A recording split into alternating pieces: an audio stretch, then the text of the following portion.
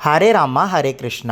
ఈ వీడియోలో రామాయణంలో వశిష్ఠర్ ఎవరని తెలుసుకుంటాం. దశరథ మహారాజుకు సంతానం లేక బాధపడుతున్నప్పుడు పుత్రకామేష్టి యజ్ఞం చేయమని చెప్పింది వశిష్ఠరే. ఎందుకంటే ఆయన దశరథ మహారాజు కుటుంబానికి కులగురువు. ఆయన యజ్ఞం చేయమని చెప్పడమే కాకుండా యజ్ఞం ద్వారా వచ్చిన దివ్యమైన అమృత పాయాసంని ఎలా పంచాలో కూడా చెప్పారు. అంతేకాకుండా ఆ పాయాసం వల్ల జన్మించిన నలుగురు కుమారులకు నామకరణం చేయించింది కూడా వశిష్ఠ మహర్షియే. రామ అనే పేరు ఒక మహామంత్రం. ఇది ఒక ధ్యాన పదం. రామనామంని జపిస్తే పాపాలు తొలుగుతాయి అని ఒక నమ్మకం. ఒక ప్రసిద్ధ శ్లోకం ఉంది. శ్రీరామ రామ రామేతి రమే రామే మనోరమే సహస్రనామ తత్తుల్యం రామనామ వరాననే.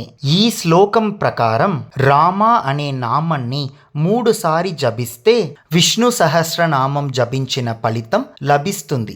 ఈ పవిత్రమైన రామ అనే పేరుని పెట్టిందే వశిష్ఠ మహర్షియే. విష్ణు అవతారంలలో రామ అవతారం ప్రత్యేకమైనది. ఎందుకంటే ఈ అవతారాలలో భగవంతుడు సాధారణ మనిషిగా జీవించారు.